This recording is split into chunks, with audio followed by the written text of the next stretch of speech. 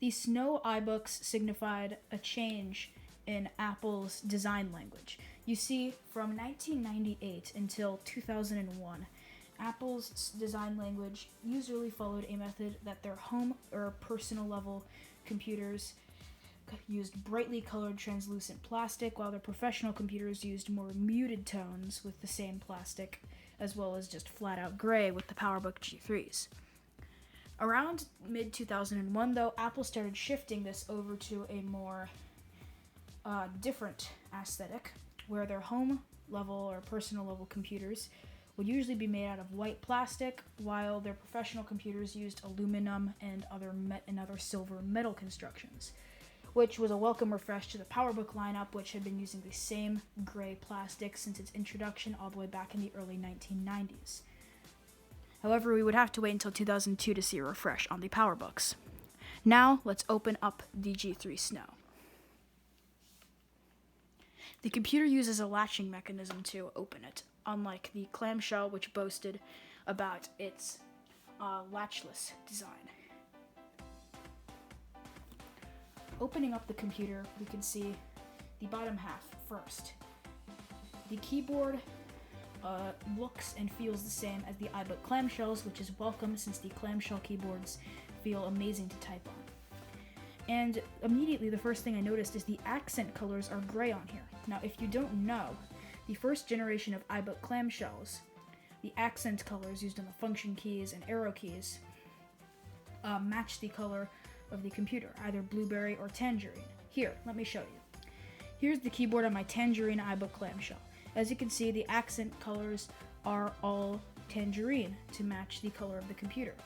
So if you notice on the G3 Snow, the accents are gray, which immediately made me think, what if you could somehow swap the keycaps over, if the mechanism is the same, to a graphite clamshell? Because if you don't know, the second generation of iBook clamshells did not color match the accent lines.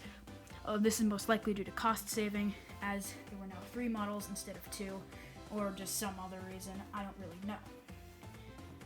But it would be cool to make a custom keyboard using that, except the keyboard mechanism has likely changed a little bit. But they sure did do a great job of not making it feel that way. Listen to the same key being pressed on both computers. We'll use left shift. There's on the clamshell, and there's on the Snow. While they sound a little different, they really feel like one and the same. And this is likely just due to different materials that the keyboard is put on, or a slight change in the mechanism. And yes, the Snow's keyboard still retains the same easy opening mechanism. Let me demonstrate using the clamshell. You can lift these 2 tabs to open up the keyboard and get easy access to the computer's airport Wi-Fi card, and then if you remove the panel under this, the computer's RAM. Unfortunately, the computer's hard drive is much less easy to access, requiring a full teardown of the computer to replace.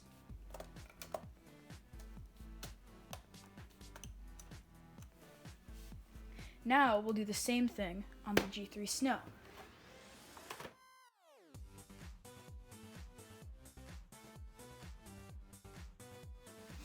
Starting out on the left side of the computer, from left to right, we have a Kensington lock, a modem port, Ethernet, Firewire 400, 2 USB ports, I'm assuming 1.1 generation.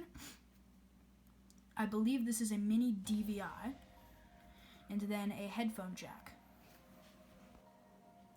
Now, from right to left, on the right side of the computer, we have a power jack, which I annoyingly don't have the plug for. I assumed it was the one for the clamshell, so I didn't order one. And now one is on the way that should arrive by what will be this Friday. So then once I have it up and running, I can record a part 2 video. Although I don't even know if this part will be out by then. So then we have a CD-ROM drive, which although is tray loading, unlike most other Apple computers of this time period, and just in general, there is no actual physical button on the side for you to open the drive. You have to either use software or the emergency release switch. Now let's note anything else that needs to be said about the design. There are no ports on the front or back of the computer unless you count the fan and the latch for opening the computer. And this is also one of the first Apple computers to include the light up logo. I believe the PowerBook G3s might have also had this feature by then, so I'm not going to go ahead and say this is the first, but it very well could be. Now let's open up the computer where we can see the hilariously large Trackpad button, which the actual button is almost half the size of the actual trackpad surface area. Also of note is the older style font used on the iBook text. Other than that, we have a power button and the speaker. Now, let's talk about the specs of this computer. This particular unit originally came with 128 megabytes of DDR1 memory, as well as a 20 gigabyte hard drive, and a 600 megahertz PowerPC G3 CPU. I'm not entirely sure if the RAM has been upgraded, but if it hasn't, I will be doing that myself, as it is extremely small amount of RAM to have now, especially for running OS 10.4 Tiger, which is what I plan to install on this computer once I get the charger. Now there is just one more interesting fact to know about the iBook G3 Snow. It actually isn't officially called the iBook G3 Snow by Apple. Just like the clamshell, it was just simply called the iBook or iBook G3 at its launch. Snow and clamshell are nicknames given later to distinguish the two models from each other, as although similar on the inside, are radically different on the outside. Thank you everybody for watching this video. I hope you enjoyed, and I'll see you guys next time for part 2. Thank you for watching.